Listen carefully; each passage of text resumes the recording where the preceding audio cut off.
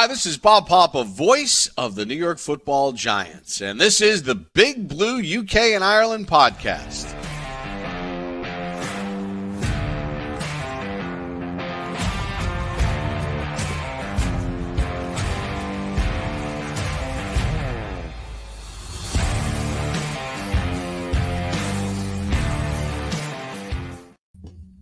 Welcome back, Giants fans, to the latest edition of the Big Blue UK and Ireland podcast.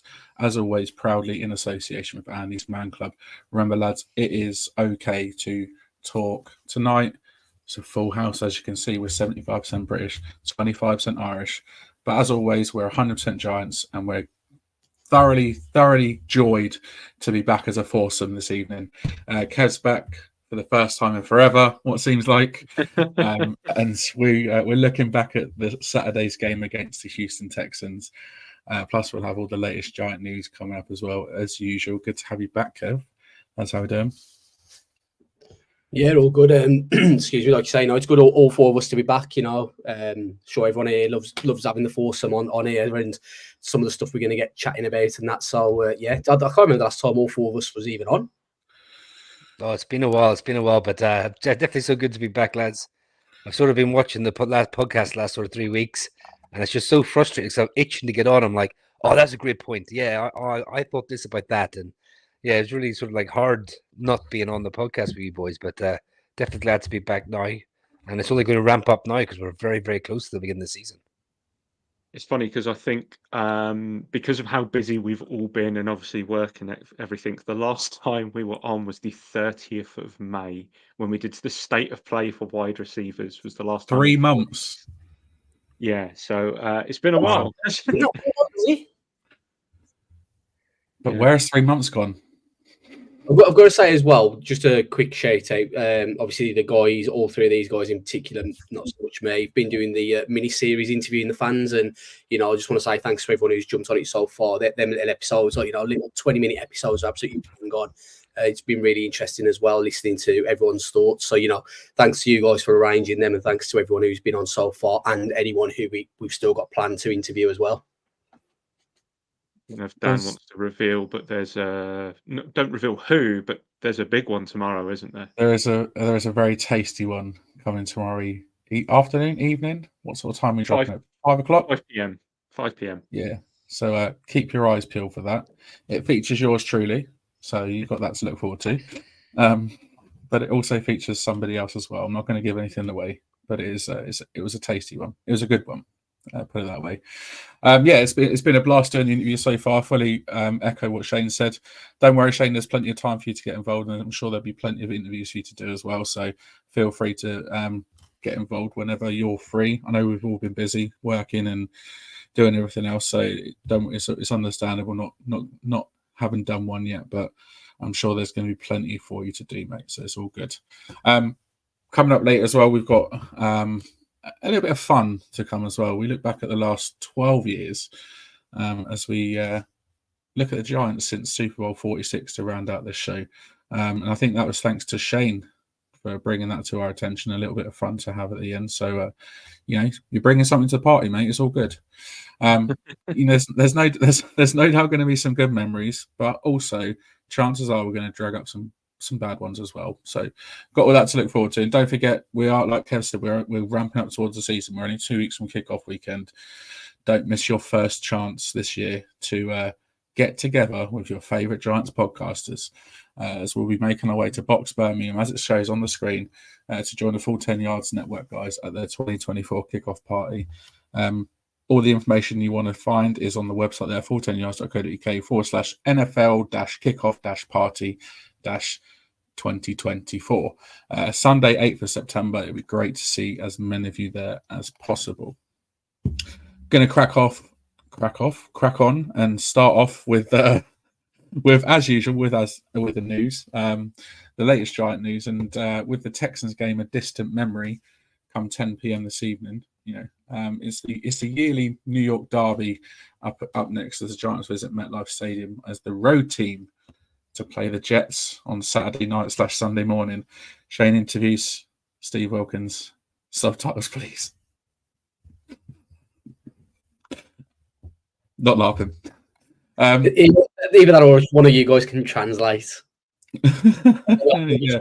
For that service. So I can translate. Do we need someone to do sign language as well? Love that, Holly. Thanks for that. Yeah, we've got the Jets coming up this weekend in preseason week number 3, the last preseason game before it all kicks off in a couple of weeks.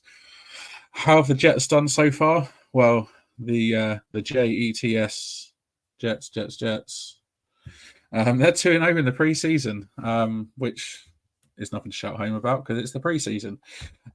With their 2 wins over 2 of the worst teams in the league last season, Washington and Carolina. So again, nothing to shout home about. They opened up their preseason with a 20-17 win over Washington. 30 players were not involved as Robert Saleh focused on his younger players on his roster. And a few of those players shone. Braylon Allen, running back, was a 4th rounder in this year's draft. He impressed with 54 total yards in that game, including 45 of them on 3 consecutive plays. So we've got him to look out for.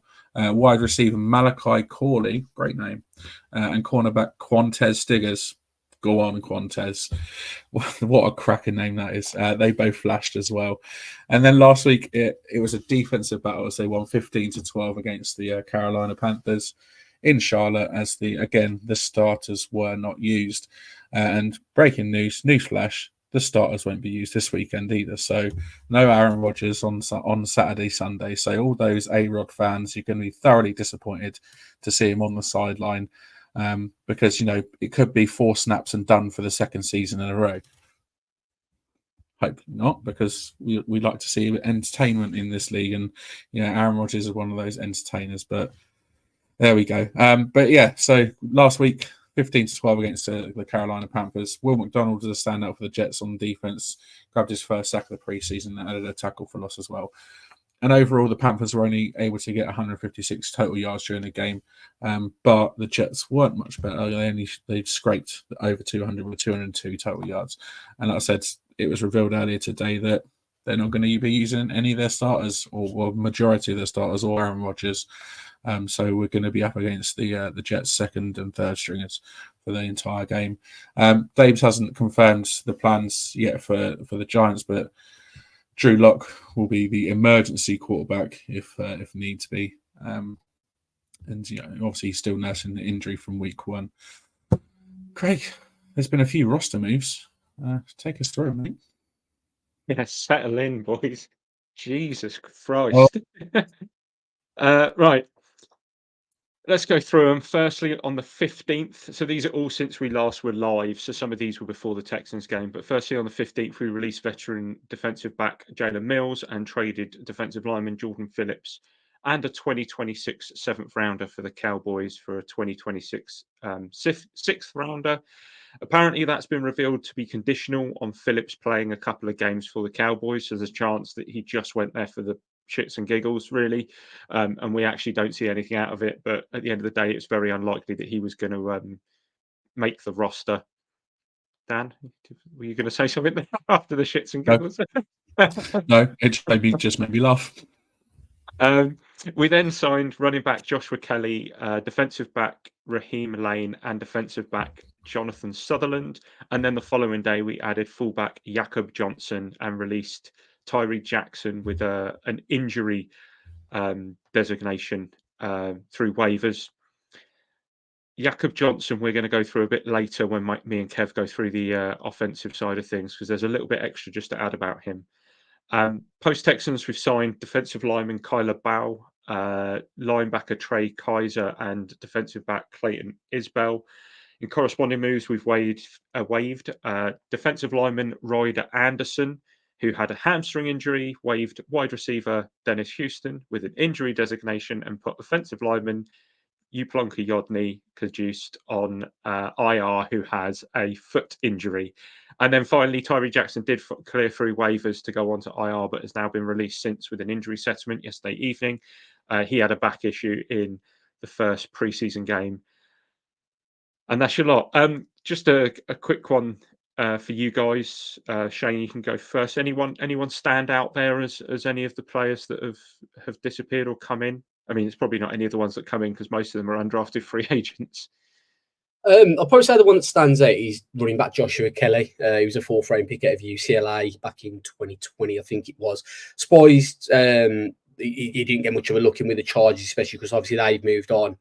If that moved on from Melvin Gordon, he's gone, isn't he? So, I thought he might have got an opportunity there. So I'll be interested to see what he could do. But obviously, I don't imagine he's going to be pushing for a roster spot. And then just on Kajewski, that ain't the guy who spent the last 12 months on IR anyway, is he? I remember us talking about someone who was on IR. He's back on IR again. Brilliant. Great. I need a job over there. Kev? Wow. No one really stands out as obviously coming in, like you say, these are going to be end of roster, camp bodies, just to be able to practice and stuff like that. I mean, Josh Kelly is a good one. I mean, he's someone who flashed in his early days with the Chargers, and a lot of people thought he could go on and be a lead back there. Didn't really take off for him. And also, we will talk about Jakob Johnson because we never had a fullback in the roster. It's the first fullback this season we've had. We've had players like Manhurts and Bellinger sort of fill in that fullback, H-back role. So it's interesting now that we've actually brought in Jakob Johnson, who for 5 years in the league, he spent all 5 years with Carmen Basilio. He played with them at Patriots and at the Raiders. I do feel for Tyree Jackson a little bit. This is the ex-converted quarterback out of Buffalo. He's one of those players that had a monster arm, and he was kind of like the emergency quarterback as well on the team, but also he flashed. I know he had a really bad drop last week, but he caught some lovely catches as well, and he has been doing okay in a camp and practices. And I kind of was hoping that he would, not make the roster, but he's 6'7", he's a big boy, 250, 260. He's got sort of like all the attributes, and he's new to the position. So I was kind of hoping that he was kind of like stick and make the practice squad and develop a little bit more. But yeah, like I said, all the other ones are just sort of camp bodies, stuff like that, and don't really affect the team too much. What about Ryder Anderson, Dan? I mean, that's probably the biggest out of all of them, isn't it? Yeah, man. Disappointing for him. I think he was, the potential was there. He was potentially make the roster. If not, then at least practice squad, because I think he's very highly touted by the coaches. So yeah, he's the sort of one of the standouts for me. I'm very gutted for him. We might see him back depending on how serious his injury is. There can be more moves made sort of later in the off season, even into the season as well. But yeah, disappointing for him because I think he had a lot of potential and a lot of talent, and he kind of started to show why the coaches liked him so much. So yeah, it's a shame for him. And just an extra bit of news that's not really part of comings and goings, but part of potential future comings into the building. Andrew Thomas's contract was finally restructured after what seems like the entire offseason that we've been talking about it potentially happening. We converted 4.175 million of his contract into a signing bonus, which frees up an additional 3.4 million cap space. At the time, Phils Yates estimated that the Giants would have about 18 million in cap space, and SpotTrack had it closer to 10. I think it's been confirmed as around about 13 million now. So that does give us a little bit of wiggle room. Doesn't look like the Giants are going to make a big splash, though. Does look like it'll be waiver options, and that was kind of touted by Dan Duggan earlier today on X. However, he did say bold prediction that he thinks that there might be a potential for a player-player swap with Ojulari going in one way, but be interesting to see where that ends up being and who that's for. Interesting. There's obviously outside of all of that, we've got training camp still going on as well. And there is a little bit of news coming out of camp. Obviously, yesterday we were with the Jets in Florham Park in joint practice, and by all accounts, it kind of went okay. But there's a few things that have gone over the last few days as well. Multiple injuries. Surprise, surprise. What is it with injuries and the New York Giants? Honestly, like the list of injuries coming out of that game is ridiculous. And I mean, I've probably got at least a dozen names, if not more, to read in a second. But we just can't catch a break, can we, with injuries? I don't get it. It's always the same. It's always the same. But yeah, Pat Leonard tweeted out that Daves gave an update on the following injuries. So Micah McFadden is out. He's week to week. Linebacker Matt Adams is out. He's week to week. John Runyon, Cordell Flott, both out, but getting closer to sort of getting back to playing time. Obviously, Tyron Tracy's back at practice in some form, and he returned today as well, which is a positive sign, but still obviously overcoming an injury. Drew Phillips will be limited. Drew Lock will do something. It will most likely be very limited. Gunnar Olszewski is out, and he's week to week. Javarius Owens is out. Lawrence Cager is out. Deontay Johnson's still out. Evan Neal and obviously John Michael Smiths are still on the list. They will sort of do more in terms of practice, but don't expect either of them to see the field on Saturday. Cornerback David Long is likely to still be out as well, and Turbo Miller is back, but he's limited in practice. So there's so many bloody injuries after 2 games of the preseason. It's almost like, is this a sort of sign of things to come for the regular season? But there's got to be a reason we have so much bad luck with injuries. What do you think it is, Kev? Is it bad luck, or is it conditioning? What is it? I think there's definitely an element of bad luck, and it's definitely a thing with the New York Giants. But also, because we follow the Giants so closely, we don't really hear about all the other injuries that other teams are sort of suffering. Because they're not season-ending injuries, other teams are managing these type of short-term injuries as well. So it all seems like a lot to us, but probably if we got our injury reports from the other 31 teams, they might be pretty similar. But it does seem to feel every year that we just can't get our full sort of roster on the field, practicing together. And it's the only way you get better is being on the field. I mean, when you have these players like, David Long's a cornerback, we need cornerback help, and he's a veteran cornerback. If he wants to make this roster, he needs to be out there on the field. Do you know what I mean? Lawrence Cager was showing some really nice stuff, as a pass catching tight end. That's going to hurt him making this roster. So it's just so, I do feel for some of the guys who are sort of on the bubble, because, when it comes down to it, if you're on the bubble and you're injured, that's an easy cut for coaches. It's make or break, isn't it?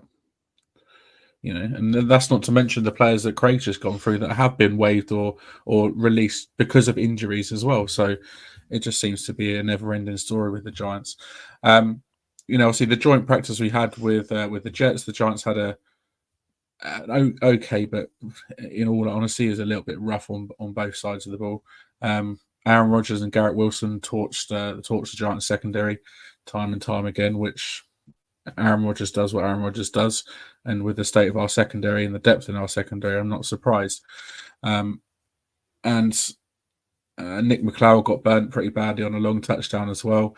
Bobby Okereke would have had an interception, but Drew Phillips was called for a hold. The offense, on the other hand, were called efficient, but not flashy, which, we'll take efficient because efficiency is good. They weren't able to get many big plays. DJ completed his first 9 passes and finished 13 of 19, with his only 2 longer passes going to rookie Theo Johnson, who caught one but dropped the other. But the best showing was probably special teams, where Graham Gano was a perfect 6 for 6 on kicks ranging from 33 to 47 yards. And Aya Asante, the undrafted free agent, returned a kickoff for a touchdown as well. So we want to see that in the games for sure, because we saw one last year. We want to see more this year of special teams plays. It's a little bit, for special teams to be like the standout of a practice is a little bit disappointing, I think. Overall the Jets practice was okay. Obviously, there was no fisticuffs or fights like we saw in the Lions practices, which is a little bit disappointing. It would have been nice to see a bit of fight as well, but there we go. It was close.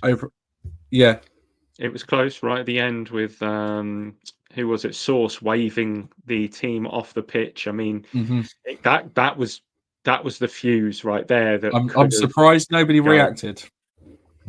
Well, I think actually, if you kind of look at how I think it was Neighbours was kind of asked about that afterwards, and he turned around and he said, "Look, they dominated, they outplayed us today.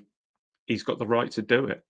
I think that's a really mature answer from Neighbours as well. Probably something that you maybe didn't expect from him. Do you know, he every time he takes the podium for interviews and stuff like that, he just shows a level of maturity that I probably didn't give him credit for in the pre-draft process.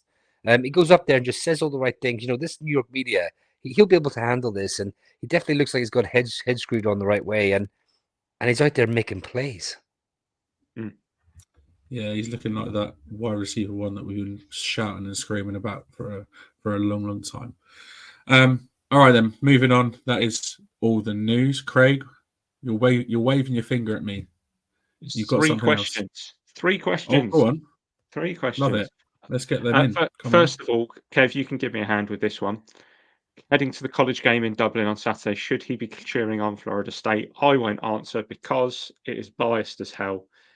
Kev, Shane, do you want to help out Kieran? Kev, you can go first. Yeah, I would love to be over there this weekend, but unfortunately, you know, I kind of have to pick my battles, my trips away. I'm very lucky in the sense that my wife is very, very understanding, and I do get to go away a fair bit with certain trips, sports trips. So I've had to bite the bullet and not go this weekend. Although Florida State and Georgia Tech, you know, it should be a really good game, ACC game, you know, and also Georgia Tech, their punter is Kerry, ex-Gaelic footballer as well, who actually went over there through the tide kicking program. You know, got a scholarship, and he's out there punting and doing really good things with Georgia Tech. So a little bit of a homecoming for him as well.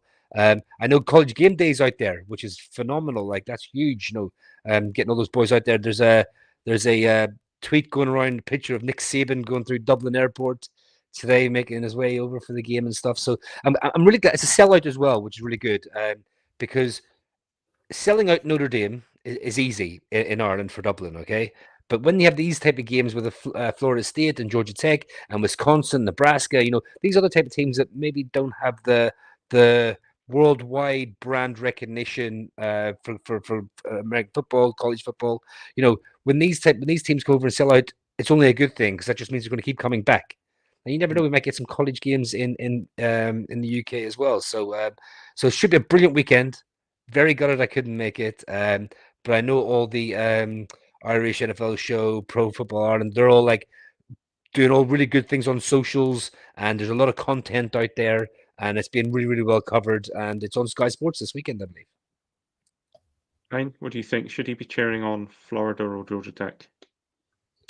Depends what you want to cheer for. If you want to cheer for the underdog, then it's going to be Georgia Tech. If you want to cheer for a team that's, you know, although they lost a couple of players to the draft this year and potentially got playoff aspirations, then cheer for Florida State. Obviously, I will be interested to see how their quarterback gets on, Florida State. So I'm just going to put it into the private chat. Dan, just confirm the Georgia State quarterback's name for me. What? DJ. So yeah, I've got that bit. Uegalele. Oh, but yeah, I'll give you that. I'll take it. Come on. What the hell is? Oh, Shane, you have to say it now. You can't just bring my man up here and then let's put him on the spot and then not do it yourself. DJ Uiagalelei. And you butchered it. That's it. Bucky Brooks did it before. It's something like Uiagalelei. Is how it's pronounced. DJ Uiagalelei. There's a weird N in the middle that's not actually in there. But yeah, that's what I mean. There's a word in there. Not no, I've refused to believe that. There's no N in there. It's how can you say there's a silent N when the N isn't there? Well, it's like Tua Tagovailoa. Yeah. Tua's got one in there as well. I don't know what the letter is, but there is a letter in there that you pronounce. Lies. But it's not there. Well, to be fair, lads, the game is played in Ireland, and have you heard of some of the Irish girls' names? Yes, I have. So when you start having like Siobhan and Neve and some of the Kiva and some of the names out there, and you see how they're spelt, that's a small one in comparison. But I just realized I didn't even answer the question. So I would say support the underdog, especially when there's a Kerry punter kicking the ball back there as well. Here we go. And just as Kev said, obviously the Irish NFL show, Pro Football Ireland are both doing things out there. I'm associated with the Irish NFL show, and just a quick shout out to Connor, the host of the Irish NFL show, who's actually going to be in the studio post game for the Irish TV channel out there. So that's massive. That's for huge, them. isn't it? So fair play to those boys, man. They're doing really good things. Next question. Absolutely. Aziz plus a late pick that we acquired for JC Horn, who says no. And then Sean said, heard some chatter about making a move for Lattimore. Does Joe have that trade in him, I wonder? So JC Horn or Marshawn Lattimore? Shane?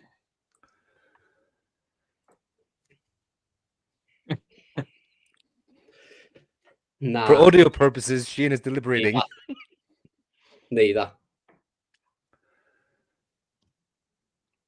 Kev's face is what is a picture right now.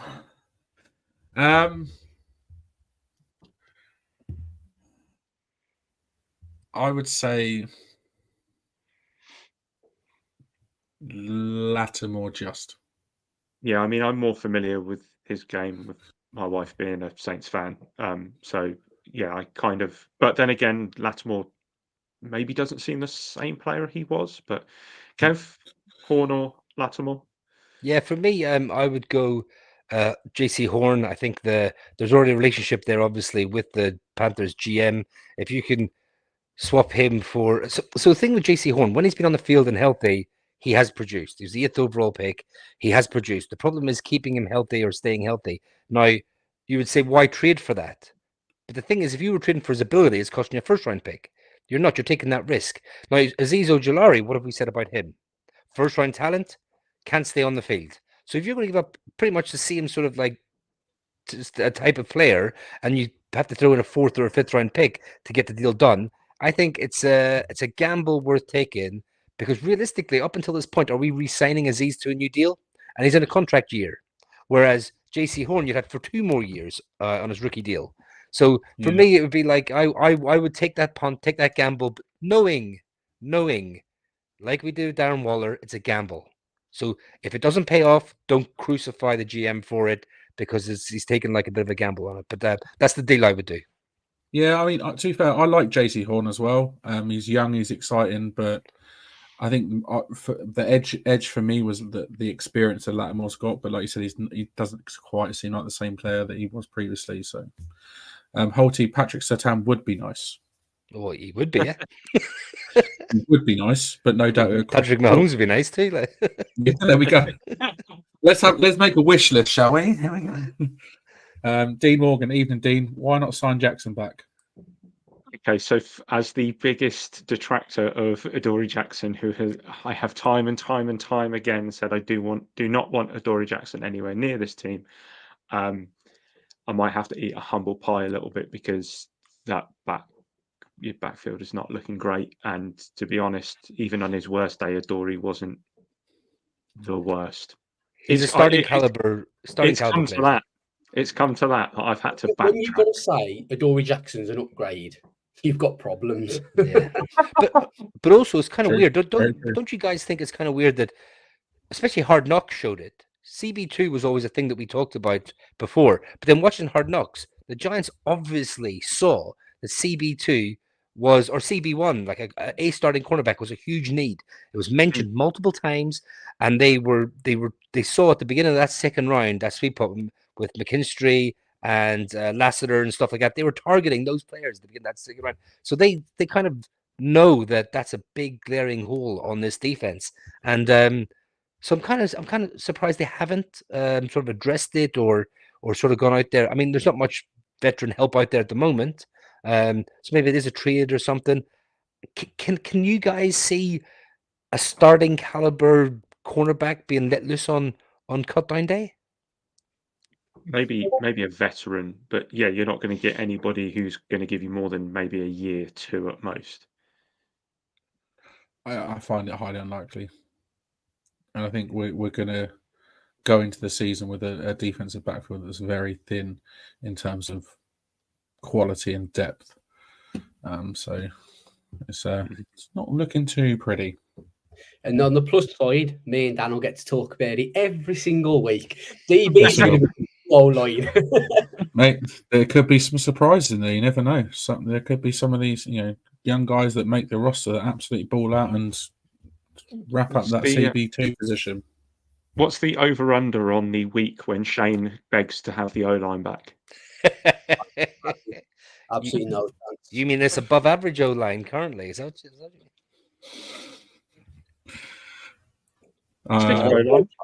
Just mention them 2 letters every episode. Boy, the thing is, like, just to touch on Dan's point, the secondary is, I believe, is talented, but it's so unproven and so raw and so young. Yeah. Now, if you tell me with good experience this is, in a year and 2's time, could these players be good starting players? Yes, exactly. But the problem is we haven't got a year or 2's time. We need to kind of get things solidified this season. Which kind of takes you back a little bit to Dean's question: why not sign Jackson back? Why not have him back for a year as that veteran presence? Even if he's there on the sideline, just helping him. Even if he's catching, returning punts, I don't care. But it's kind of, I think why not? Bowen's obviously not a fan of him. No, he had him in Tennessee and didn't want. I'm not gonna say he didn't want to keep him because we don't know that, but he obviously wasn't too fussed that he left Tennessee when he was DC there. He's DC here now, so right. Maybe he doesn't fit the scheme. Maybe they just don't get on. Who knows? But there's obviously some reason there as to why, unless Adore suddenly signs over the next few weeks. Yeah, maybe. But obviously, anything that does happen in the defensive backfield, myself and Shane will bring it to you first. There we go. And Shane, as Kieran said, DB guru. That sounds sexy, though. The O-line guru sounds so boring. We're a DB guru. I'm all about that life. Yeah, there we go. All right, as it says on the screen, preseason, Houston. Let's have a look at the game.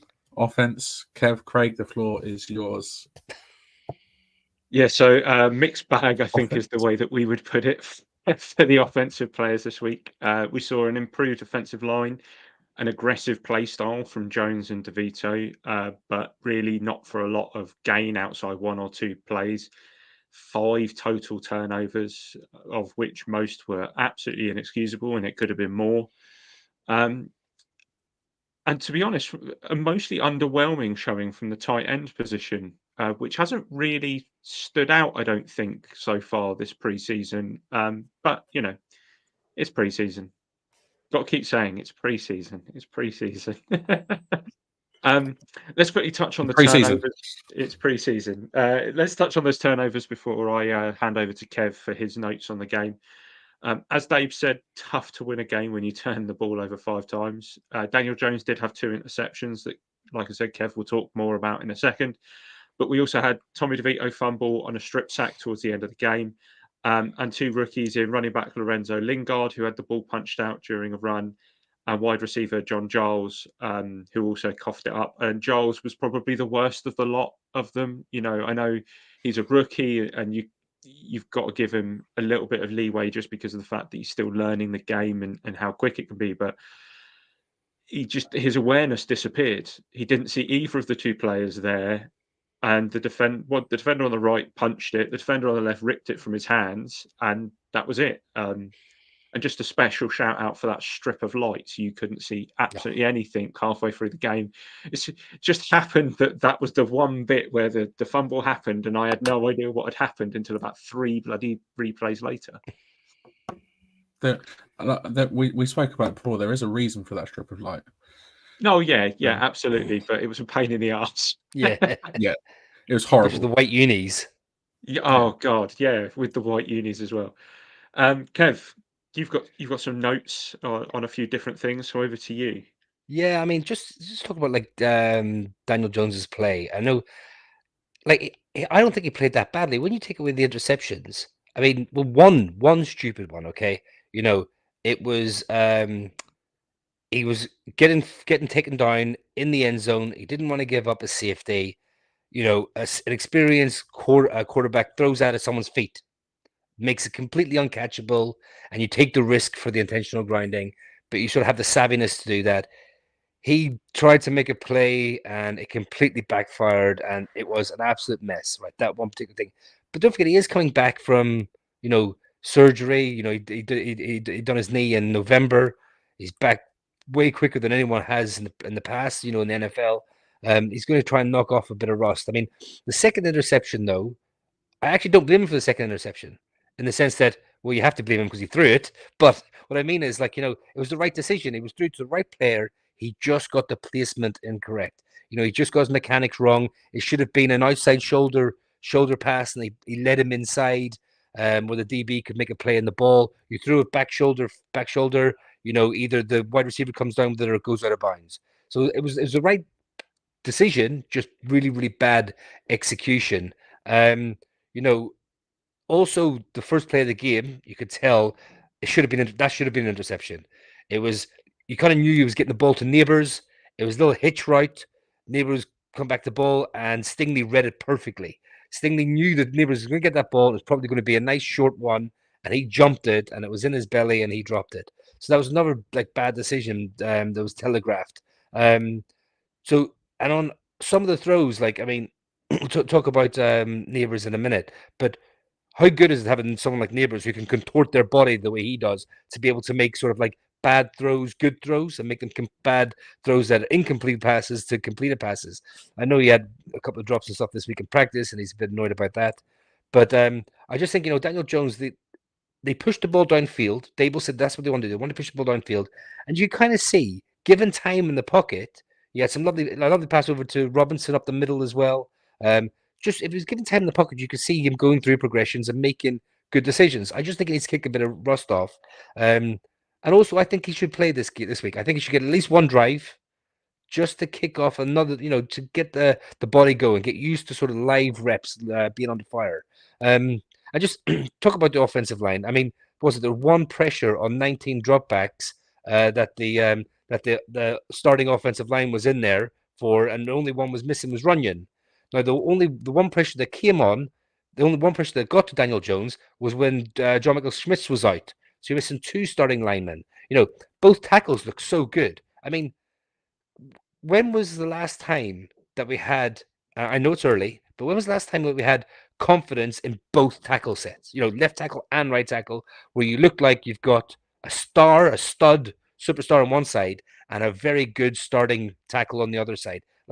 I'm actually struggling to think. I mean, you're probably going back before Shane was a fan when you had confidence in both tackles. So just to see some of the pockets, I know Baldy done some breakdowns as well on Twitter, if you on X, if you want to go and have a look at some of them, showing some lovely pockets and Daniel Jones having time in the pocket, and Daniel Jones maneuvered in the pocket as well, which is what you want to see. You want to see him navigate the pocket and be able to lay some passes out there.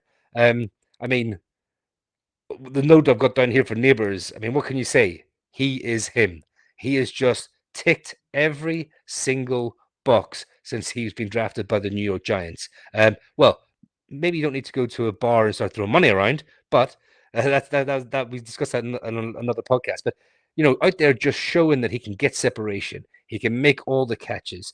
He's got great temperament, and I think Daniel Jones, he is force feeding him now, and everyone knows that. Everyone knows that, and then some DBs are going to read that obviously and make plays on the ball. I get that, but I think that needs to happen to build that relationship. You want to build that relationship between the two, so you are going to force feed them the ball a bit.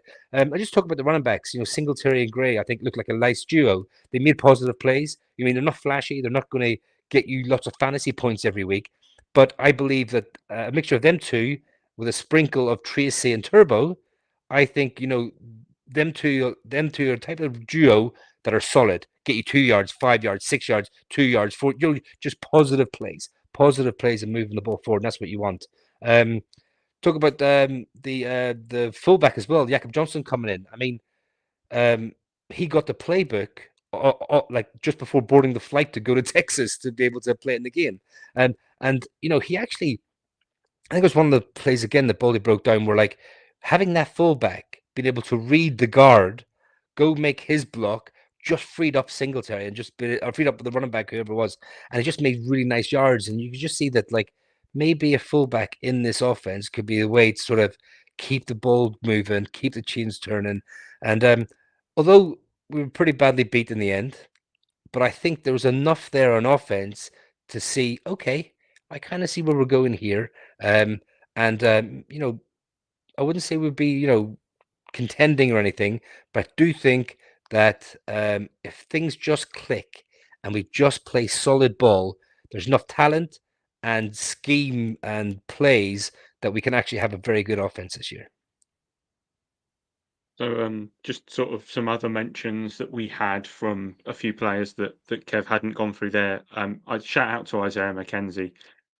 10 offensive snaps, didn't do a lot, targeted once, but that's not why he's here. Return game, 3 kickoff returns, averaged 27.7 yards per return, which is fantastic. That's exactly what we need after last year where we struggled until we brought Gunnar Olszewski in. I think having someone like McKenzie while Gunnar is injured is almost a heaven send, and a very, very shrewd pickup by Joe Shane there. He also had a 12-yard punt return. So, yeah, McKenzie's likely going to make the roster as that return guy and a deep depth receiver, shall we say. Slayton had a quiet camp, 3 catches for 59 yards, though, including that 44-yard catch that was a yard away from a touchdown from DJ. And then just to touch on DJ, it's interesting because he had a mixed day. He did have a mixed day. It wasn't great to begin with. Those first 2-3 drives didn't really instill much confidence in anyone that we could turn it around, but he did get better after that. Yes, he goes up against 2s and 3s because the Texans pull their starters, but you can only play what you've got in front of you. It's not like he's turning around and saying, hey, can we just put these boys back in so I can have a little bit of a testeroo here? Like, you can only beat what's in front of you. And don't forget that players will have to come in and play for teams. Teams aren't going to go the entire season without getting any injuries. So these second and third string players will play at some point. Jones will go up against some second and third string players at some point during the season. It's just how the NFL shakes out. So, it was a meh performance, I guess, but it's preseason. No one's hurt their stock in that one game other than the players that got injured, in my opinion. Very true. Yeah, definitely. Very good point. Yeah, I mean, just quickly, I mean, Craig, you're 100% right. It's like we're not going out to win these games and progress. We're going out to fine-tune the offense, fine-tune the defense. Look at combinations. Look what work. Look what routes work. You do it in practice, but does this route combination work against another team? Do you mean blocking assignments and stuff like that? Running backs coming in and can they block? So it's all about these little minute things, position group things within the game. So I know it's very difficult to watch a preseason game and think that way because you just want to see win. You want to go out there and you want to get more points than the other team, but you kind of have to break it down and not even see if you beat the other team in this play, but it's about the little combinations, little things that you're trying to work on. Mm-hmm. It might be a case if that didn't work, bin it. It's out. We'll try this thing. Oh, that did work. Okay, we'll keep that in. So it is like I said, it's difficult watching preseason games, but it's all about getting ready for the regular season. Definitely. And in answer to your question, Kev, I don't think we've had bookend tackles for the last 12, 13 years.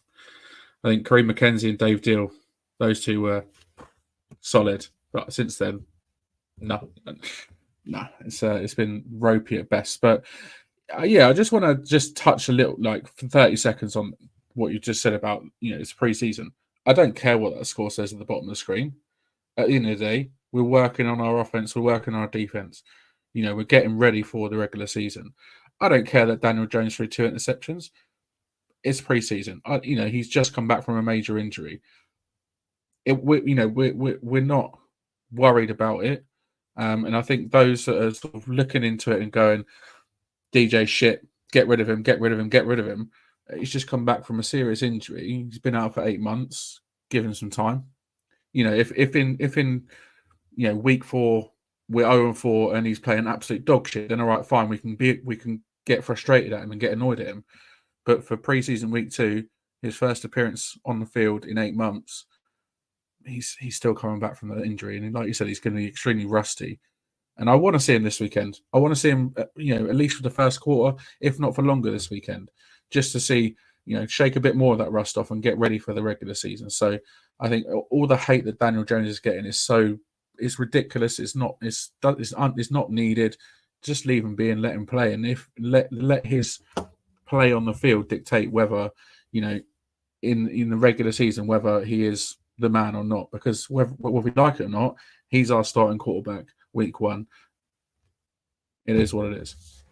I think somebody, I just got to say on that point, I can't remember who it was, but someone turned around and said, if you think Daniel Jones is bad, the gap between him and Locke is a lot bigger than the gap between Locke and DeVito. Yep. Very true. Very true. I've had enough talk about offense, haven't you, Shane? All this praising of the old one, it makes me sick. Love it. It's time for defense. On the face of it, looking at the stats and everything like that from the weekend, it wasn't a great week for the Big Blue defense. Houston put up 369 yards. All 3 Houston quarterbacks posted an 80-plus quarterback rating. The secondary allowed receptions on 69% of total targets and allowed 118 yards after the catch. Just a few stats there. The pass rush, although we didn't get a sack, they managed to get some pressure on the quarterback. 15 pressures, 11 hurries, 4 quarterback hits. But the fact that we didn't get enough pressure on the quarterback and make a play, it then led to our secondary being torched, and we end up losing the game. It is what it is. But I think my biggest takeaway and my biggest just frustration is missed tackles rearing their ugly head yet again. 12 missed tackles in the game in total, and it was just disappointing. And you want to get, we were hoping that this issue would be dealt with and would be rectified. Obviously, again, it's preseason, so we're going to see a little bit of rustiness and a few mistakes, but 12 missed tackles, it's not a great look. And, let's face it, those 5 turnovers on the offense meant the pressure was on the defense more than it should have been. And ultimately, those 5 turnovers, like Dave said, you ain't going to win a game if you turn the ball over 5 times. So I wouldn't necessarily put everything on the defense. We let up 21 points. It is what it is, but Houston are a good team. We come up against 2 good teams in this preseason. We've won 1 game, we've lost 1 game. I'm happy. One positive, though, Houston's first team offense didn't score versus our first team defense. Yes, there wasn't as much pressure up front as we'd like from the big 3, Dex, Tibbs, and Brian Burns. But again, it's still a new system. Shane Bowen's second game in charge of the defense, so we're still learning the ropes with him. And Daves has been really impressed with Shane Bowen so far as well. His play calling, his in-game management has been a positive, and Daves has said, it's good that he gets the plays in quick. He's good with situations. He's a good communicator with the signal callers as well. So at the end of the day, head coach is happy with the DC at the moment. Winner, happy days. So overall defense, not great, but could be worse. Anyone stand out for you, Shane?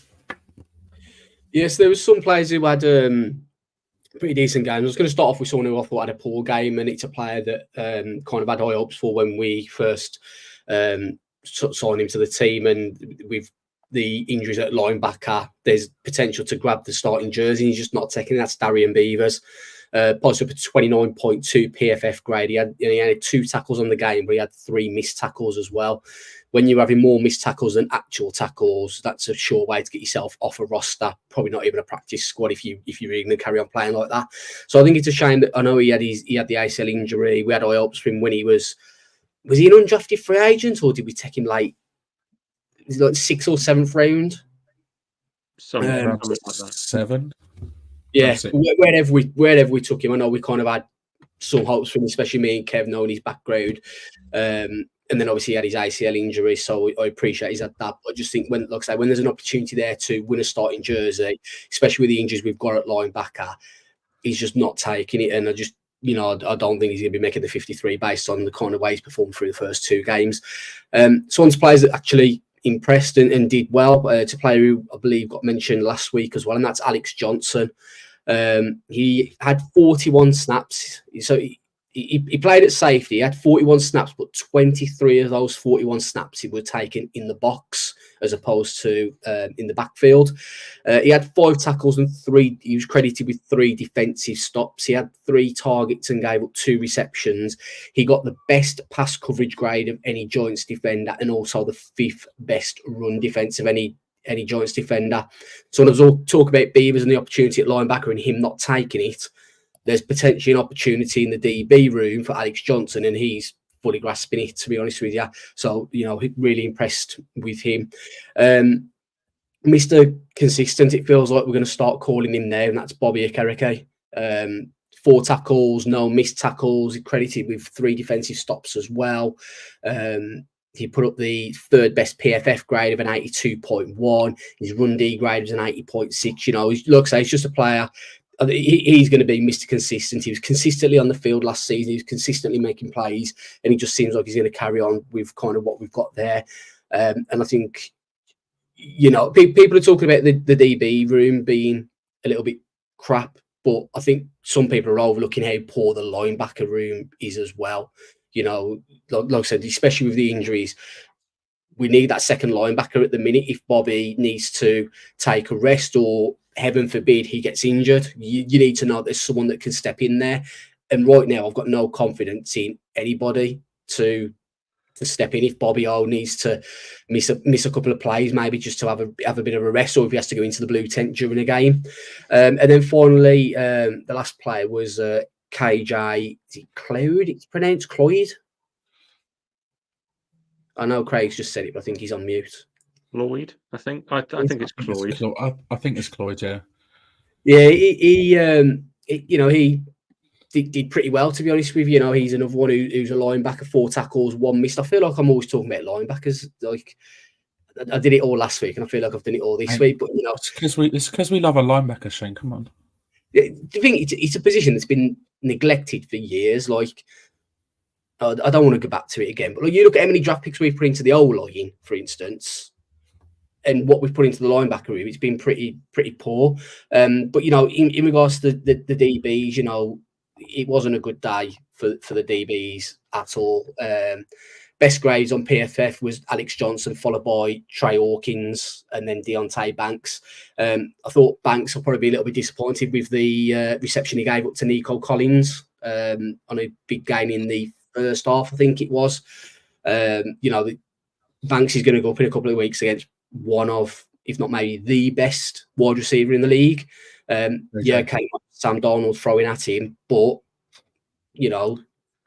Sam Darnold can make some throws. He's not a bum. Would we take Sam Darnold as QB2 on our roster right now? Possibly. Maybe. So he's not a complete bum at the end of the day. I think on Banks is showing on Saturday. I'm not criticising Banks fully. I'm just saying that he's going to be disappointed with that. And in 2 weeks' time, he's going to go up against Justin Jefferson, and there's not going to be much room for error in that game. No, someone of his caliber, he can make a play against the best DBs, and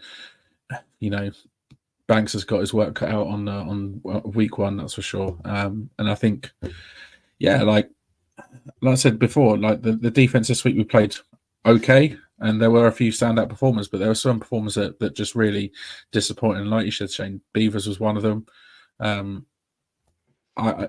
How can you miss more tackles than you actually make? That's so bad, isn't it? And you're putting yourself in the right position. Yeah, you're just missing the tackle. Fundamental number 1 of defense, tackle. There we go, job done. So, yeah, it's disappointing for him. But other mentions are on defense. There's been plenty of hype on all social media about Elijah Chapman. His unbelievable play on Saturday, chasing down JJ Taylor over 40 yards down the sideline. He's showing type of speed that a DB would be proud of.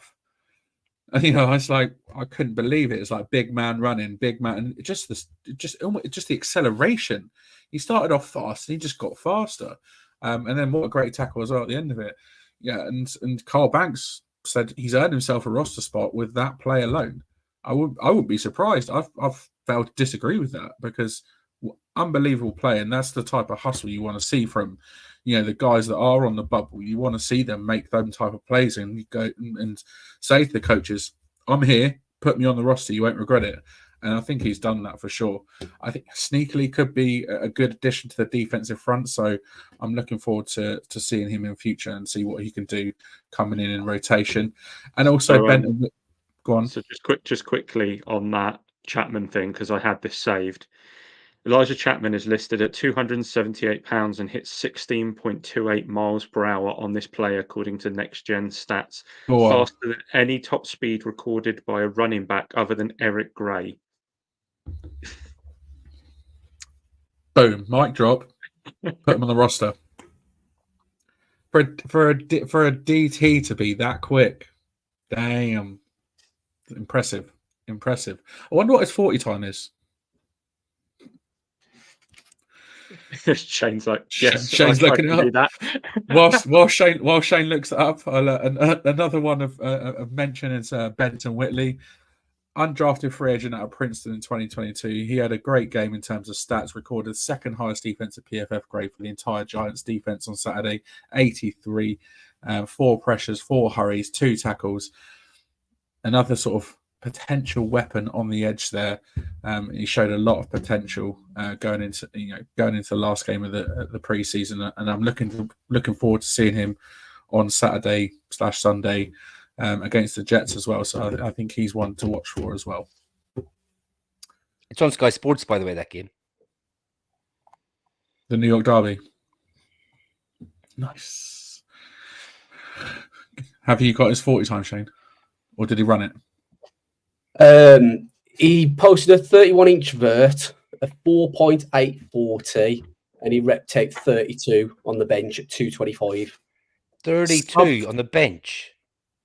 Jesus. Sub 5, 32 reps on the bench for a 280 pound defensive tackle. 9'4" broad, so 31-inch vert, 9'4" broad jump for a guy that's 5'11". The thing is, right, those numbers are so explosive, right?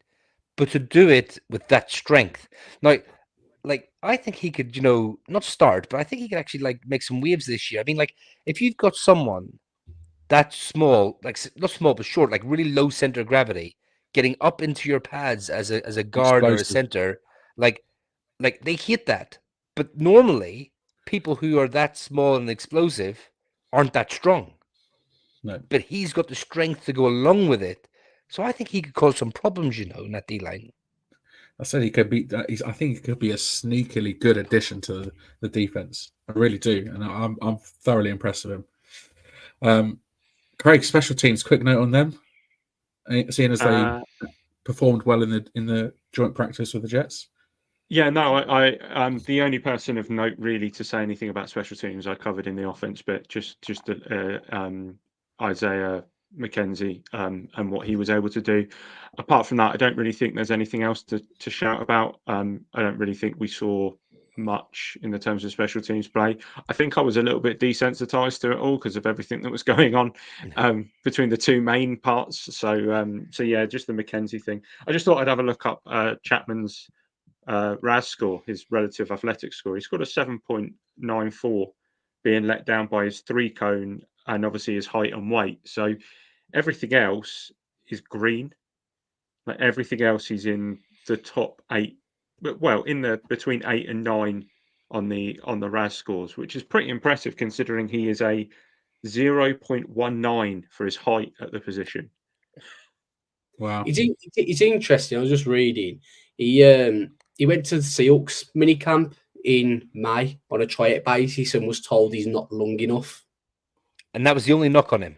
Yeah, he didn't meet the measurement criteria, so they let him go. Yeah, so I think, am I right in saying Seattle have a metric criteria for every position? It don't matter how good you are, if you do not hit that criteria. Like if they want their cornerback 6'2" and you're 6'1", you're not meet the thresholds. Yeah.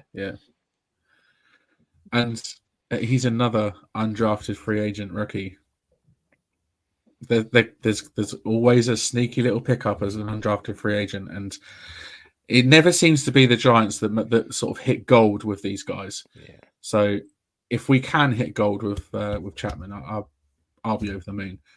James said, "Did you say Jets preseason game is on Sky, Kev?" Yeah, Sky Sports Mix as well. So you don't need a Sky's package as such. You can get it on the free channel, Sky Sports free channel. Even better. Free Giants football. What more can you ask for? Right? Absolutely. But yeah, I think at the end of the day, after 2 games in the preseason, to be 1-1 against 2 decent, pretty good teams from last season, 2 playoff teams from last season, I'm not disappointed at all. We've given up 21 points in total, 21 points on defense in total, obviously 31 points overall. It's not a bad showing so far in the preseason. Yes, there's lots of things to improve on. Hopefully we see some of those improvements made this weekend against the Jets, but overall we're on the right track. And it sucks to lose. It always sucks to lose, but it doesn't really matter. If once you get to week 1, that's when it matters. And when we come up against those Vikings, if we can put in a decent all-round performance, there's no reason why we can't get a result against, like you said, Sam Darnold, because he's not the best quarterback, let's face it. All right then. That's the Houston game in the books. We've got the Jets to look forward to this weekend, and we thought, what way to round out this week with a little bit of fun. I think Shane brought this to us last week. Was it the week before? Within the last 10 days. Yeah, but we've got a little grid of 16 subjects, I suppose, in a way. Have we got an image of the grid or not? We do. I'll have to move us around. No worries. And yeah, we're going to reveal our choices for each one. So we've each gone through the grid and we've picked one choice. There we go, all down the side. That looks nice and neat, doesn't it? So across the top, so starting off top line, we've got best player, worst player, fan favorite, worst coach. There's some in there, wait, he played for us. That's going to be interesting. What's his name again? Slim Shady? No? This play equals pain. I'm not looking forward to that one. Obscure Giants legend. That's another cool one as well. So this is going to be a bit of fun. We're going to go through it. We've each got a selection for each one. We're going to start off top left. Best player. Just quickly, Shane, where did you find this? I might have been diving into the realms of Reddit. I saw it on Reddit as well. I did wonder if that's where it came from on the New York Giants subreddit. So, cracking idea. Bit of Reddit. Looking forward to it. Yeah. So, best player, I think we're starting off with Shane.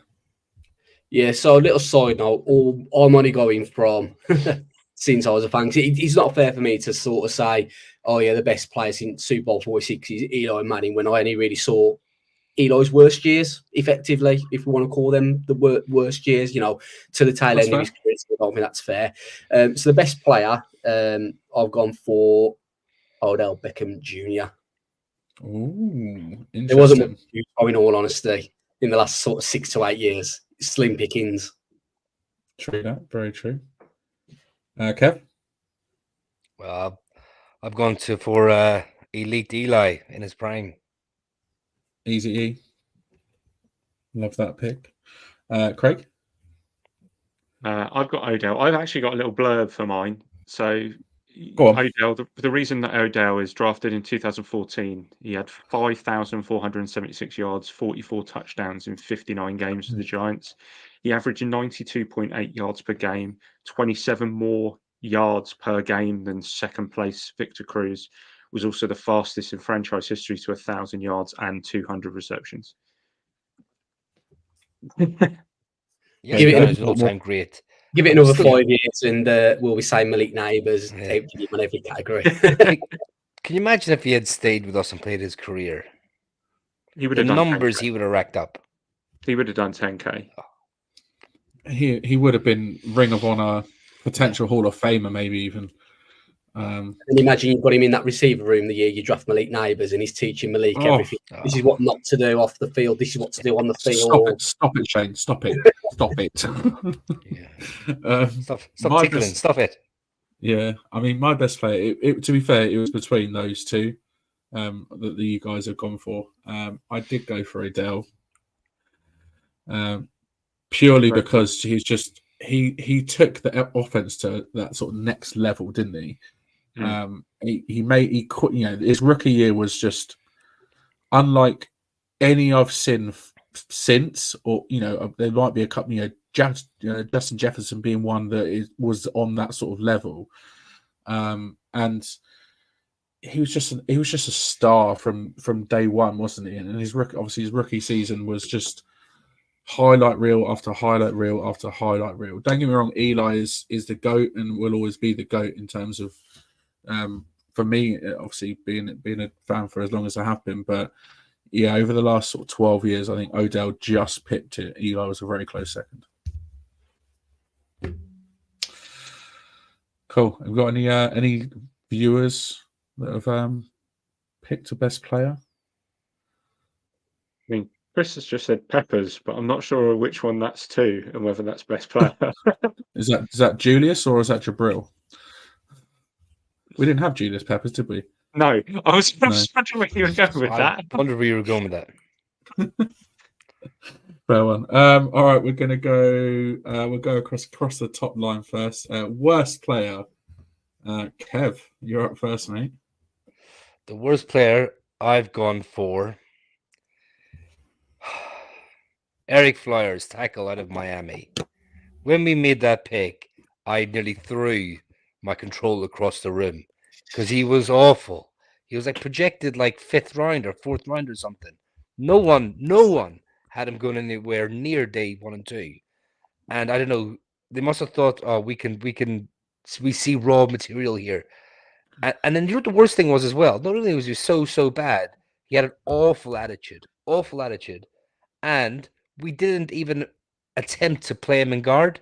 And when he went on to the Washington and other teams as a guard, he had a small period there of a couple of years where he was an average guard. Yeah. So, and we didn't even do that. So I just pray that we don't make the same mistake when it comes to Evan Neal now, that, don't let him go and become decent somewhere else. But Eric Flowers is one of the worst players I've ever seen play in Giants uniform. I mean, that's a statement. Craig? I've got this unknown guy called Eric Flowers. First, 174 pressures, 174 pressures and 33 penalties in 1,975 snaps. He was benched for Chad Wheeler. Chad Wheeler. Long hair Chad. You couldn't get West a more Coast American Chad. name than Chad Wheeler, could you? Yeah. He was an undrafted free agent as well. Your first overall pick, your first round pick. That says it all, doesn't it? Yeah, Kev's right as well. He did go somewhere else first. I think it might have been the Dolphins he went to and played tackle. No. And then the year after he went to Washington and switched to guard. And then he went to Jacksonville and then on to Washington and then to Miami.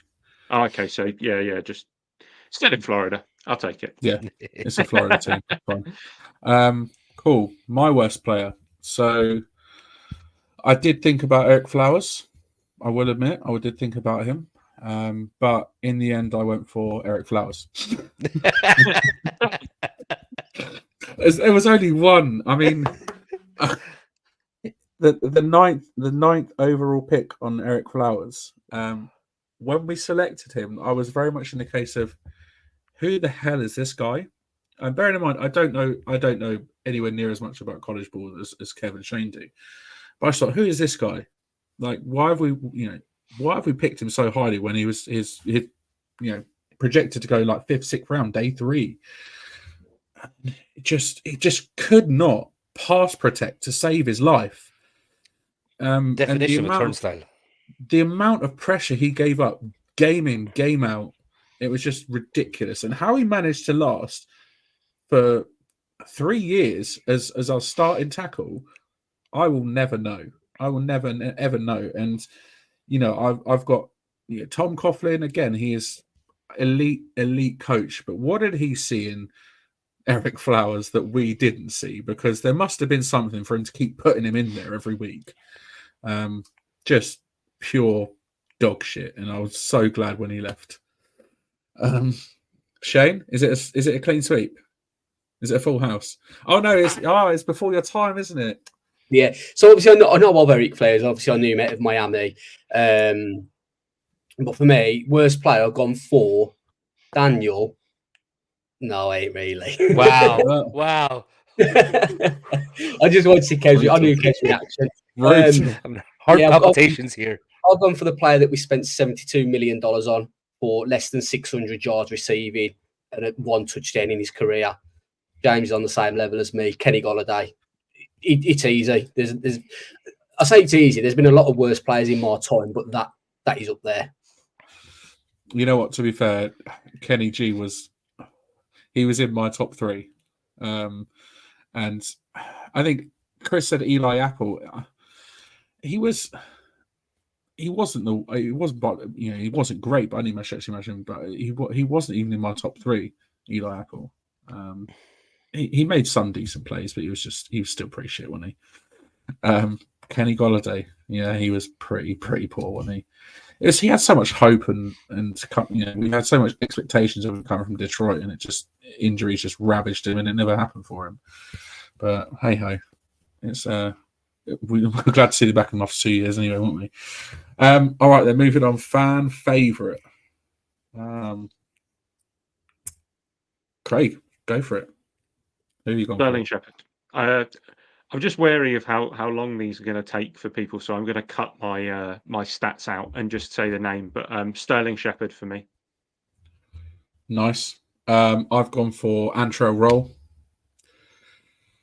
Consistent, dominant, leader, everything you want in a safety. Shane? I've gone for the big man 97, Sexy Dexy. All right. And he is sexy, absolutely. And last but not least, Kev? Yeah, it has to be Sterling Shepherd. Massive fan favourite. All the fans were gutted. The amount of injury he suffered over the years is such a shame because the talent was there. Massively. Yeah, Shep. Love the man. Worst coach then. Going to move Kev up so he's not being Mike Wazowski every time I put a comment on screen. Yeah, we've got Chris agreeing with the guys. Shepherd, James Garner's gone with Sexy Dexy. See, they're on the same wavelength, aren't they? Tony, oh my god, are you selecting Tony as your as a fan favorite? No, that was worst player. I missed it. Oh, I was going to say someone's selecting Kadarius Toney as a fan favorite. Not a chance. All right, I would say disclaimer as well. I don't know about Dan and Kev. I think me and Craig have got different answers for everything. Like we've not duplicated a player anywhere. I don't know if you two have done the same. We'll find out afterwards. We'll see. We'll do a tally after. I don't think so. Yeah. I don't think so. I think we've got a different selection for everyone, possibly. Worst coach. It's me up first, and there was only one for me because he benched the greatest quarterback in New York Giants history. How fucking dare you, Ben McAdoo? McApoo, exactly. Thanks, Chris. Glad we're on the same page. Ben McAdoo, get out. Shane, where's coach? Yeah, I went with Joe Judge himself. I was going to say it's 2, right? 2 for you to choose from. Kev. McAdoo, same reason as you, brother. Go on, love it. And last but not least, Craig. Joe Judge. Slopey shoulders, I think, is the word that I used to describe him. Would blame everyone but himself and his own teams. And 1 yard. Yeah. Don't. We'll get to that. I mean, yeah, we will. Yeah, but I mean, slippy slide on the ball, Joe Judge. He did one good thing. Joe Judge didn't bench Eli Manning. That's what I'm saying. These get interesting now. And at best game. Oh, best game. Shane, we're back to you. Is this like the best game, or is this your favorite game? Like, no, what's I'm your going for the best game, in my opinion, and I'm going to go for the only game that has been a playoff win in my time as a fan, and that's the Vikings. Nice. Had to be. Love that pick. Kev? Yeah, same Vikings playoff win. I just thought Dable managed the game really well. Daniel Jones played well, and it was a solid performance all round. Craig? Giants Packers at London. Oh, Underdog status, 14-point deficit. Jones had an ankle injury. What more can you say? fair. That's fair. I was going to go with one of the two London games, but there's one standout for me, and it's quite a long time ago, but it was one of Eli Manning's best ever games. 2012, Giants Eagles, 5 touchdown passes by Eli Manning. We absolutely destroy those Eagles 42-7. Yeah, I think it was like 12 years ago, but it's fine. That's my best game. Chris has gone Titans game. Was that season starter of Dave's reign? Yeah, I think so. Yeah, it would make Dables. sense. Dables, yeah, love that. But yeah, all great shouts. Packers game, love it, and the Vikings playoff win as well. Cool. Worst game then. I mean, there's been a few. Well, let's start off with Kev. Right. Recent memory, Cowboys opener last year. Let's move on. Enough said. Craig? Well, James agrees with Kev there. For me, 2020 Eagles versus Giants, when Daniel Jones had the long touchdown run where he tripped himself up, and then Evan Engram dropped a pass. We were 21-10 up, 5 minutes left, and lost it. Thanks for reminding us. Yeah. My worst game was the washout against Carolina back in 2013 because it was so unexpected. Yeah, on in the camp with Kevin James, week 1, 3 a.m. in the morning. But that won't. I mean, Down in MetLife. Everything that went wrong in that game did go wrong. Yeah. You need another episode for worst game. You're not wrong. We don't want to do that. We don't want to depress ourselves or you, the viewers and listeners. Why would we do that? Oh, no. That's why we've got quickfire. We could have another episode for that. Best player performance in a game. Wow, Craig. Who have you got? 2015. Eli Manning and Drew Brees combined for 13 touchdowns. We ended up on the losing side that day, but 6 touchdowns from Eli, including 3 going to Odell. Phenomenal. Just what a game for a neutral. What a game. It was a loss, but what a performance by Eli. 52-49. Yeah. I've also gone for exactly the same. Wow. Nice. Yeah, Eli Manning, 6 touchdowns, 30-41, 350 yards. Come on. What a performance that was. Proved he could do it with Drew Brees, you know. Shane. I went for best performance in a game, 2019, Tampa Bay DJ debut. Wow. No. Can we clip that? Can we put that on I'll give TikTok? credit where it's due. I thought, yeah, we've got a fucking QB here. I was gonna say Daniel Jones, Shane, and you actually went with him. Wow. Yeah. Wow. I'll give credit where it's due. You know, I've got his stats here.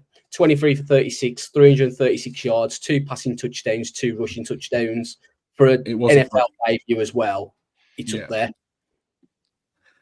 Oh, how the mighty have fallen. And last up, Kev. Yeah, I completely forgot the assignment on this one and went Eli Manning versus Packers NFC wildcard game 2012.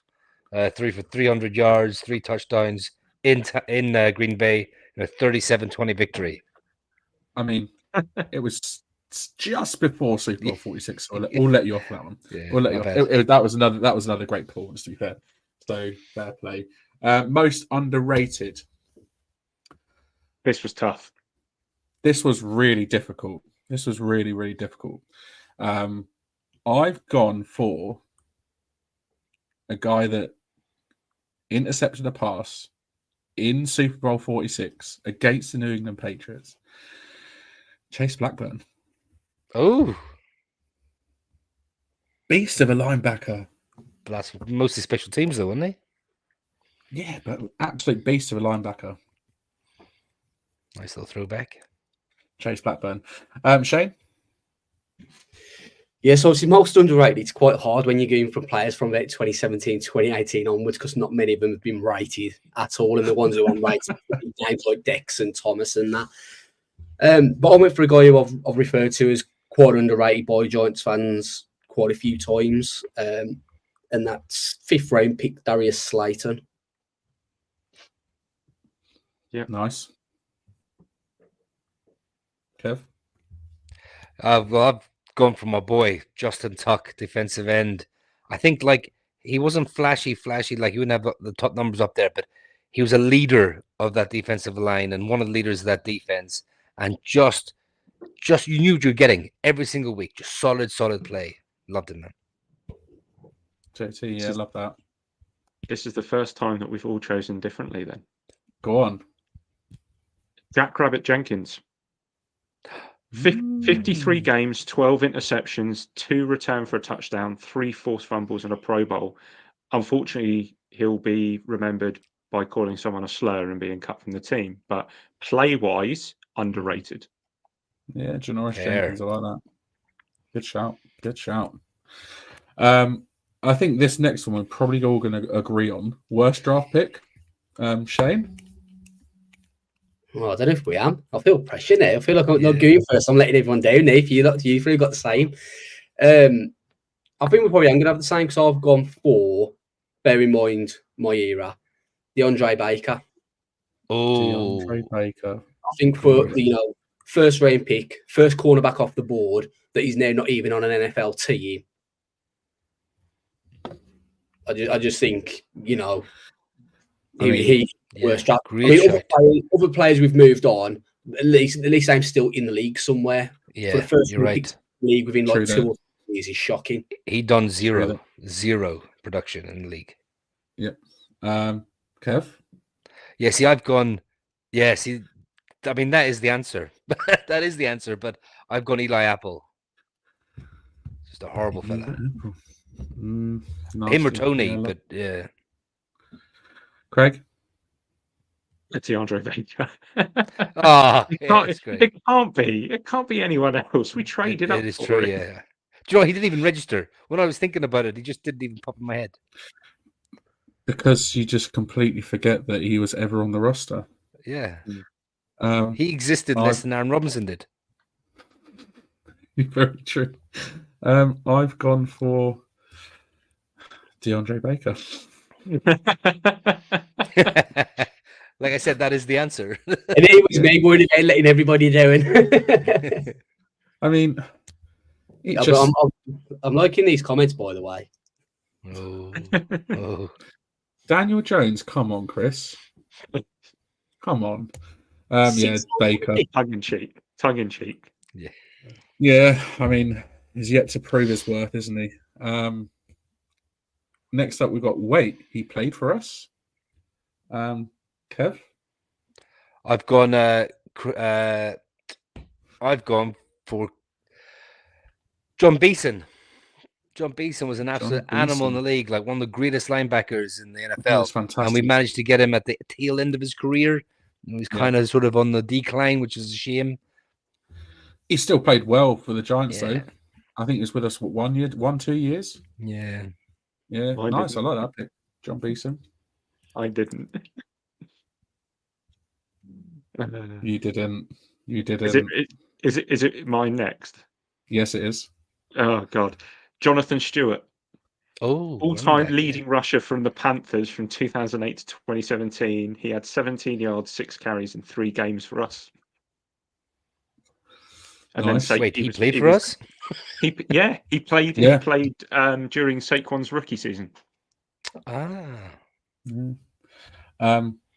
I've gone. Is it me next? Yeah, it's me next. I've gone for again, like completely forgot he played for us. Devontae Freeman. Yes. Did he? Yeah, I must have Yeah. missed his name. He was class in Atlanta, wasn't he? Atlanta, exactly. I was like, saw his name, and I was like, oh, wait, he played for the Giants. When did this happen? Yeah, Devontae Freeman, man. Again, another running back. And Shane's last up. Who do you go for? I've gone for a wide receiver. He was a former first round pick, not with the Giants, but Corey Coleman. Yes. Wow, Right, yeah. him. Colt McCoy. Yeah, Colt McCoy. He won the game against the Seahawks in Seattle when we were massive underdogs. Go on, And Colt Ryan McCoy. Nassib. He was I back up to. I think I'd have Nassib under what's his name again. He was back up for Eli at one point. Ryan Nassib, wasn't he? Mm-hmm. Yeah, nice. We've again all gone with somebody different there. I like that. Nice. I like that. Untapped / wasted potential. This is an interesting one. Craig, who have you got? Undrafted rookie free agent out of Notre Dame in 2016, Romeo Guara. Yep.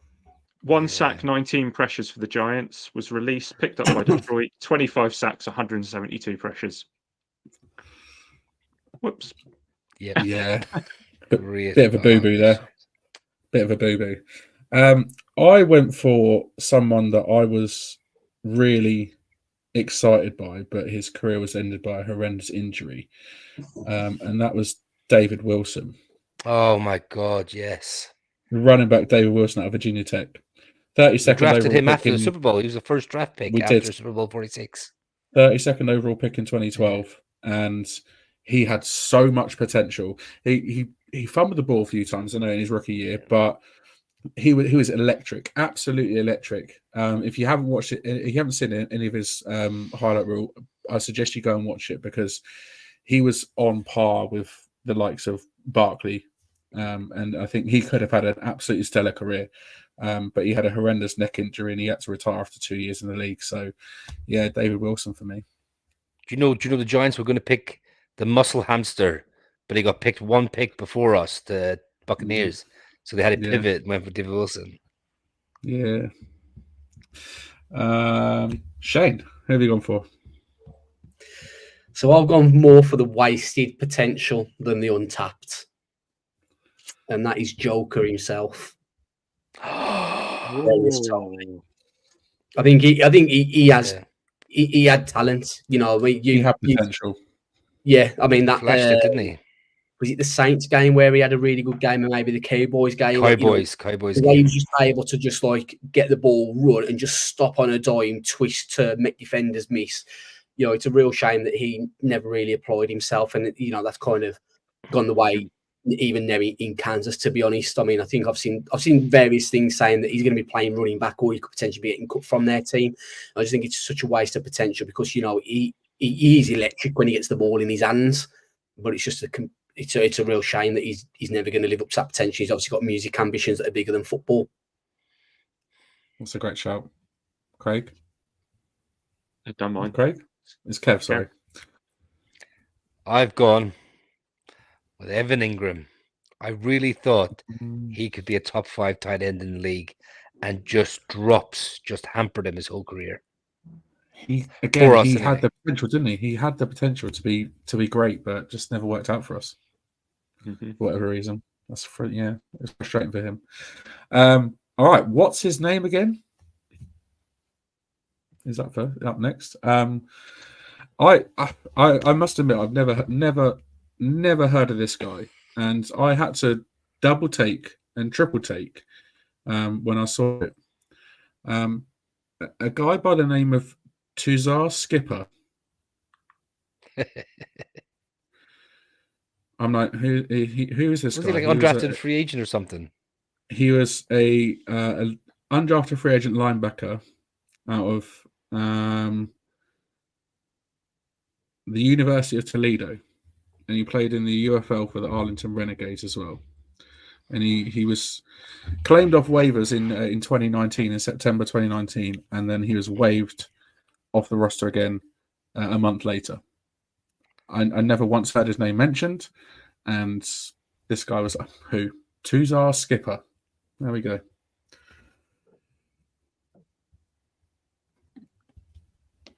Shane? I've gone for, it's a bit of a random one, Will Toy. Because, and the only reason is, now he was before I started, before I classed myself as a Giants fan, but I always used to play Madden, and I just used to look thrown to the tight end. And the amount of times I've said to people, there was this tight end for the Giants, I can never remember what his name was. And the only reason I know it's Will Toy is because Craig kindly put together an Excel document, so I was able to click tight ends and go, that's the guy I'm on about. So I can always put his name out from a sheet, but otherwise I'm always going, oh, what's that tight end's name? Always played for the Giants about 2016, 2017, roughly. Will Tye, yeah. I remember Will Tye, yeah. Kev? Yeah, I've gone similar vein. Larry Donnell. Oh, Larry Donnell. Just a random dude that came in and did all right. Did a bit of a job. He wasn't bad, was he? Yeah. He wasn't bad. Larry Donnell, like that. And lastly, Craig. What's his name again?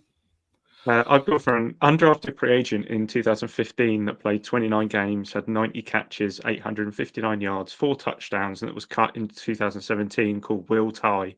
There you go. There we go. Will Tye. Who'd have thought it, eh? Wow. 2 tight ends, love it. I'd honestly, on my bingo card, I'd have never said anyone else was having Will Tye. Yeah. All right. I think this one's going to be interesting. This play equals pain. Shane, you're up first.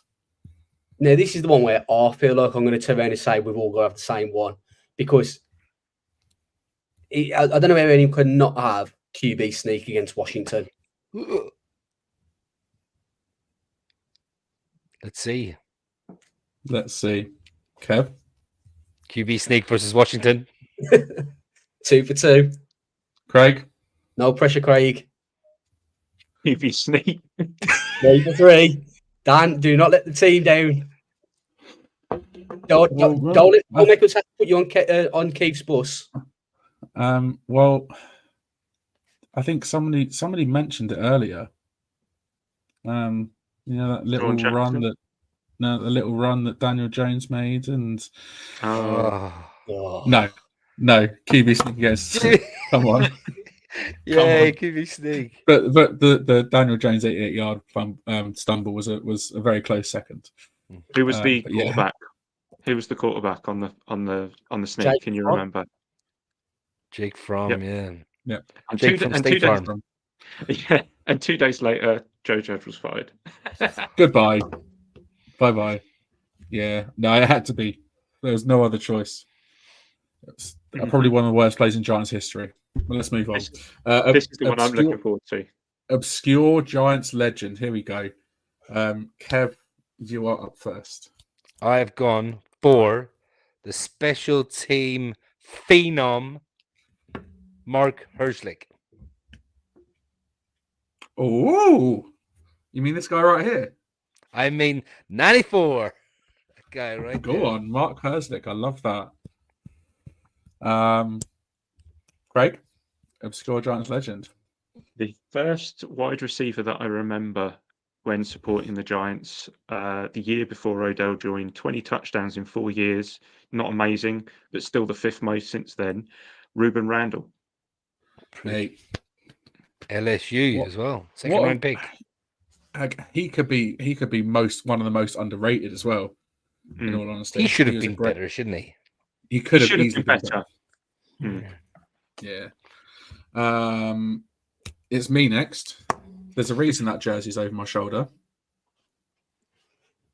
It's Mark Herzlich. Of course it is. Get in. The fact that he overcame cancer while he was at college and then played for 7 years on the team as an undrafted free agent. I've met the guy, absolute hero. Mark Herzlich, there you go. And last but not least, Shane. Oh, God. So, You Wow, haven't okay. gone for Kadarius Toney, have you? no, he ain't. You're gonna wish I had. This So, is Go this on. what I I'm think it is? yeah, it is. I don't know what you're thinking, but I think you're thinking what I'm thinking. Are you thinking what I'm thinking? I Sorry, think You you know- think I would You're be. not going to say the Odell's kicking net, are you? Nah, I'm gonna go for former New York Giants, current Philadelphia Eagle, Saquon Barkley. No, get out. Someone throw You- him out of the I chat. knew that's where he was going. That's not obscure though. Get out. That's it. That's the whole point. It's meant to be obscure. That's not obscure though. Why is it not? Well, The fact first that of all, it's he's not obscure because he's a massive talent, and secondly, he's a massive bellend. So that's why it's obscure. Because no one And he's not a would ever legend go, anymore. no, he's not a legend that's anymore. obscure. Because anyone would go, nah, no chance. But I just think it's one of them where, when the dust settles on his career, kind of 5 or 10 years time, Snake one. Saquon Barkley. I just think it's one of them that, obviously when things have died down and he's moved on from Philly or he's retired from football and it all kind of dies down, people will recognise, you know what, he was a really good player for the Giants and he's probably going to be up there as, I don't want to get saying legendary status because I don't think anybody on the Giants roster at the minute is close to earning legendary status. I think you've got to do certain things to be considered a legend, and I think that term is batted around a bit too easily in this day and age. But I just think when everything's all settled, it'll be a case of, you know what, yeah, he did pretty good for us. He's up there stats wise and performance wise. The amount of games we relied heavily on him. I just think at the minute with all the Philadelphia stuff, it's easy to just sort of Too soon. what he did. Yeah, no, fair. Banning from Shane. Are we banning Judas or are we banning Shane? Which one do we? Judas. Banning Judas and Shane's getting a timeout. Getting a naughty step. I was going to say you can tell Kev's a parent when he's talking timeouts and naughty steps. In the corner. Go on. All right, last two then. Best play, and I think this could be a clean sweep as well. Best play, Craig. Odell, the catch. It can't be anything else. I'm sorry. It's got to be the catch, surely. I think it's probably been replayed more times than most, if any, play in the league in the last 10 years. Unbelievable play. Shane? It's not going to be a clean sweep. Oh, it's not your time, is it? It's before your time. Nah. I'm forgetting that. So I had 3 written down, but I'm going to go for a play that technically was kind of before my time, but I'm naming it because I was there for it, and that's the Landon Collins pick 6 at Twickenham. Yeah, great shout. Good shout. Great shout. And that was on my short list, to be fair. Chris agrees. Odell's catch. Kev, do you agree? Yeah, it's going to be. I mean, like Manningham catch in the Super Bowl was up there, but obviously that's before the time. So I'm going to go the bad boys here catching the ball. Yeah. The Manningham catch in 46 was up there, but it's before. That was during the Super Bowl, and that's not since. So yeah, the catch. And There were to be fair, there were 2 from this year that I had on my short list with Gunnar Olszewski's return against the Rams, and then Pinnock's pick 6 against the 99 yards. Dolphins. Yeah. The most 91 recent one yards. that I had on was the did we call it? Did it get nicknamed the Statue of Liberty? Oh yeah. I thought that was quite a good play from a shit quarterback. Wow. Oh god! Wow! No iPad with you tonight. All right, that's it. The internet's getting turned off in your room tonight. No Technology Wi-Fi bad. for you. Jesus. I'll get my phone confiscated soon. Yeah, for me it was between the catch and what was your one, Shane? The Landon pick six. It was those two for me. And then last but not least, best moment. I don't know if you can call it the best moment, but when Eli Manning retired, for me, it was like most memorable moment. Yeah, that's what I mean. Like the most memorable moment. It was just the end of an era in terms of Giants football, and he got a great send off, and he's going to be rightly inducted into the Pro Football Hall of Fame in 6 months' time. It's a lock. He's going to get in. Yeah, best moment for me over the last 12 years is him getting the send off he deserved after he was disgracefully benched by Ben McAdoo. Shane, best moment. So I don't know if it's going to kind of class as such. It's not a moment in the game, but I'm going to go for the Green Bay Packers game in terms of like kind of what we did as a weekend there and kind of what we got to see. You know, kind of watching the Giants with you guys was awesome, and like, you know, some of the people we got to meet as well, both followers of this show and people from across the pond as well. So I'm just going to go for the Green Bay Packers game in general because of what we was able to do during that game and after that game as well. I would sing the song, but I will not mention his name anymore. So there we go. Kev, best moment. Yeah, I mean, Shane's kind of stolen my thunder there. I was going to say, like, you know, best like moments as in like just getting together with you guys and watching games, whether it be like at Tottenham or for watch parties. I mean, celebrating a win together against the Commanders was just phenomenal. Doing that together was great, you know, and the moment that epitomizes it is the exact moment you talked about when we were all jumping up and down singing, "Oh, Saquon Barkley." So I mean, like, it's just that's what epitomizes that moment. But that, yeah, just, you know, getting together with you guys and other Giants fans and just being there in the same room, watching together, it's just one of my best experiences, like, since being a fan. And then finally, Craig, best moment.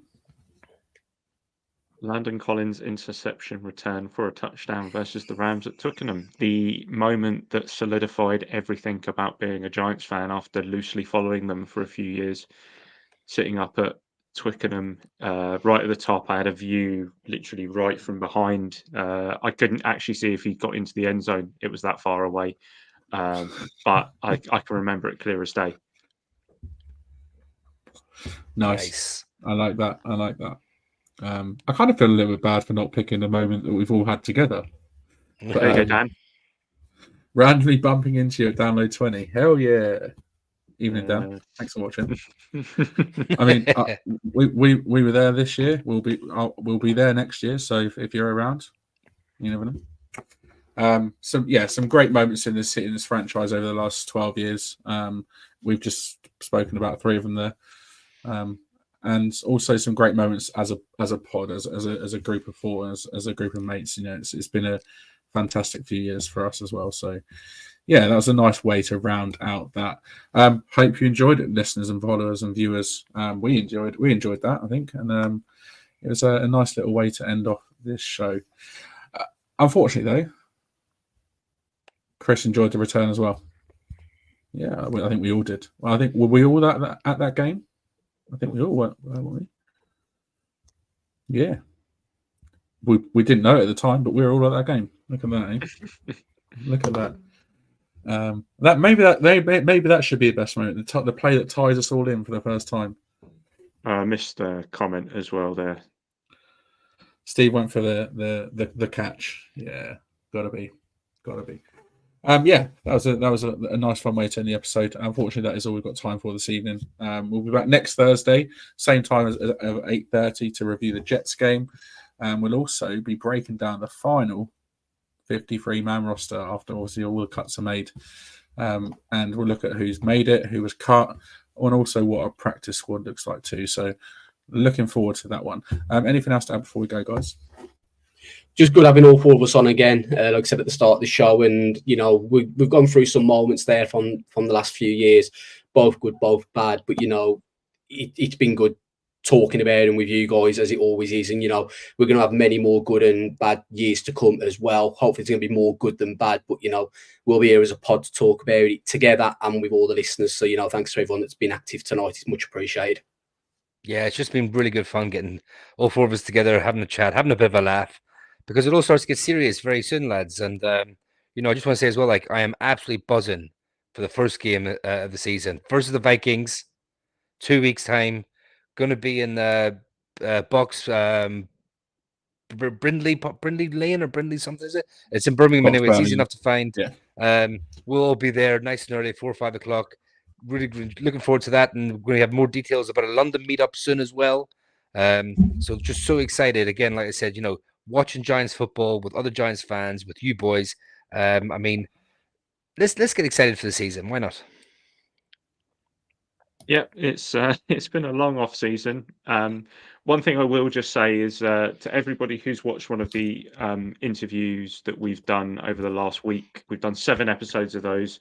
Don't forget that they now carry on until I'm just looking at my calendar till the 8th. So we've got another 7, 14, 15, 16, 17 interviews to come. There's some big names coming.